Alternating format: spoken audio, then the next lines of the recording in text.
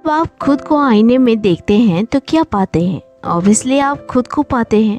अगर आप मुस्कुराते हुए खुद को आईने में देखते हैं तो आईने में आपका छवि मुस्कुराते हुए दिखता है। सेम चीज़ अगर आप दुखी होके करते हैं तो आईने के अंदर आप खुद को दुखी पाते हैं।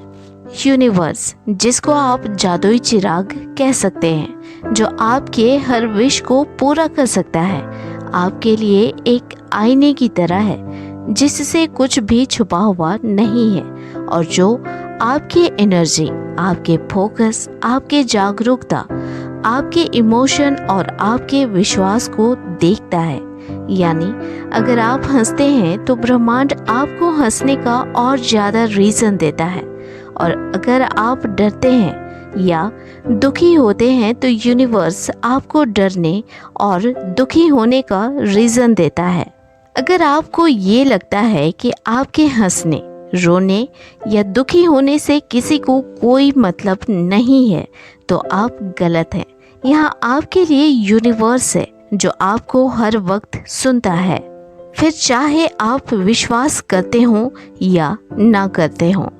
आप यूनिवर्स को बुद्धू नहीं बना सकते। जैसे मान लें कि आप बहुत अच्छा दिखाने की कोशिश कर रहे हैं पर असल में आप अंदर से टूटे हुए हैं, तो यूनिवर्स आपके दिखावे को नहीं बल्कि आप जो महसूस करते हैं उस पर प्रतिक्रिया करते हुए उसके अनुसार ही आपको देता है। यूनिवर्स आपके विश्वास को देखता है, उस विश्वास को जो आपके सबकॉन्शियस माइंड में है। चलिए एक छोटी सी कहानी से समझने की कोशिश करते हैं जो एक सच्ची घटना पर आधारित है। यह एक गांव की कहानी है जहां पे पानी की बहुत ज़्यादा समस्या थी। उस गांव में एक छोटी बच्ची भी रहा करती थी। ऑब्वियसली बहुत सारे बच्चे हुआ करते हैं गांव पे, पर यह एक बच्ची के विश्वास पर आधारित कहानी है और इसलिए उसे स्पेशली मेंशन किया जा रहा है एक बच्ची के रूप में। हालांकि बच्ची का उम्र बहुत कम थी, पर फिर भी गांवों में बच्चे घर के कामों में हाथ बटाना जल्दी सीख जाते हैं। तो वह बच्ची कुआं से अपने घर के लिए पानी भरती और लाती थी।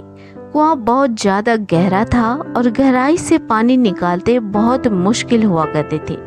बच्ची बहुत इमेजिनरी थी। उसके मन में बहुत सारे सवाल आया करते थे। कभी कभी उसे उसके अंतर मन से खुद ही जवाब भी मिल जाते थे। गौर कीजिएगा, जब आपको अपने अंतर मन से जवाब मिलता है तो ये अलग तरह की सुकून देती है। ये आवाज़ वही होती है जिस पे आप विश्वास कर पाते हैं। पानी की समस्या इतनी ज़्यादा बढ़ गई थी कि कभी कभी रात के 3 बजे उठ के पानी भरने जाना पड़ता था और कभी कभी तो उस समय भी पानी खत्म हो जाया करते थे। इन सारे हालातों को देख उस छोटी बच्ची के मन में यूं ही सवाल आया करते थे कि आखिर ऐसा क्यों है कि उसे आधे नींद में पानी भरने जाना पड़ता है। यह एक सीरियस सवाल था यूनिवर्स से। साथ ही वह अपने साफ मन से ये विश करती कि कितना अच्छा होता यदि ये कुआं भरा हुआ होता और उसे आधी नींद में पानी लेने नहीं आना पड़ता। इस चीज़ को वह हर रोज़ दोहराया करती थी कि कितना अच्छा होता कि पानी भरा होता और उसे आधी नींद में पानी लेने नहीं आना पड़ता। फिर एक दिन दोपहर में जब वह पानी लेने गई और अपनी इमेजिनरी दुनिया में खो के फिर से अपनी विश दोहराने लगी, तब उसके अंदर मन से एक आवाज़ आई, ये कुआं भरेगा और इस कदर कभी नहीं सूखेगा कि आधी नींद में पानी लेने आना पड़े। छोटी बच्ची को मन किया कि वह विश्वास करे और उसने विश्वास किया। अब जब भी वह पानी भरने जाती तो पूरे रास्ते में उसी आवाज़ को रिमाइंड करके खुश हुआ करती और कहती, मुझे भरोसा है। कुछ सप्ताह बीत जाने के बाद भारी बारिश हुई और लगातार बारिश होती रही और इस दरमियान वो गहरा कुआं पूरा भर गया।